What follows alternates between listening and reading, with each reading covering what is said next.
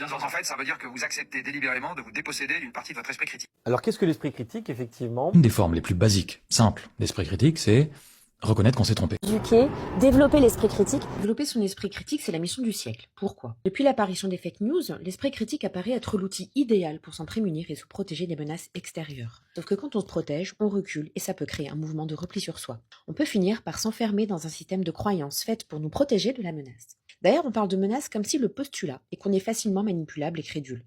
Mais on ne l'est pas tant que ça, puisqu'on a tendance à sélectionner les informations qui nous arrangent et abondent dans notre sens. C'est ce qu'on appelle le biais de confirmation, sur lequel les réseaux sociaux surfent puisqu'ils nous nourrissent d'infos qui abondent dans notre sens. Si on n'est pas si crédule, pourquoi devrions-nous faire preuve d'esprit critique? Parce qu'en réalité, pour nous faire gober quelque chose, il n'en faut pas beaucoup, il faut simplement instiller le doute. Or, pour faire preuve d'esprit critique, il faut douter justement.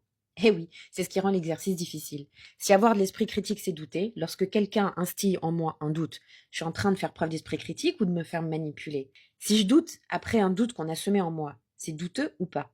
Perso, je considère le doute comme une posture d'humilité, celle d'accepter qu'on ne sait pas tout, mais qu'on ne va pas accorder notre confiance à n'importe qui, et donc chercher qui est fiable. C'est un doute mesuré, car si on doute de tout, on finira par paniquer et c'est pas cool. Donc, qu'est-ce qu'on risque? De céder à la tentation, de combler l'incertitude causée par le doute, parce qu'on a besoin d'avancer et de faire des choix, comme par exemple savoir pour qui on va voter.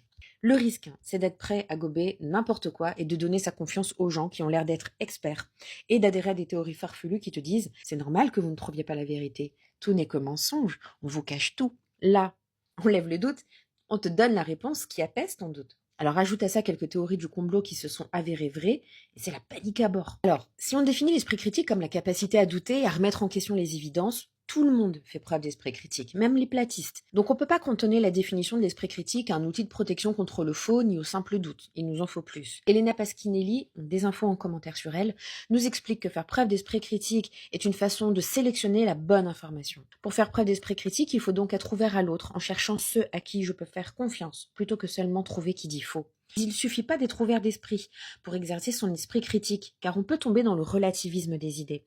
Il faut apprendre à évaluer la fiabilité d'une information, donc penser grâce au travail des autres et des connaissances solidement établies. Et que si on fait ça, c'est parce qu'on n'est pas omniscient. Donc soyons humbles et on doit accepter que changer d'avis est une possibilité, voire une nécessité. Donc, l'esprit critique naît d'une humilité intellectuelle, il s'exerce en étant dans une posture d'ouverture à l'autre sans tomber dans le relativisme, et il s'affine en apprenant à être bon pour trouver la bonne information. Le problème, comment savoir qui est digne de confiance quand on a fait face à de nombreux mensonges, que des experts eux-mêmes sont en contradiction et que parfois les conflits d'intérêts priment sur la vérité d'un propos? Et surtout, est-ce qu'on peut l'apprendre aux enfants? Sujet d'une prochaine vidéo.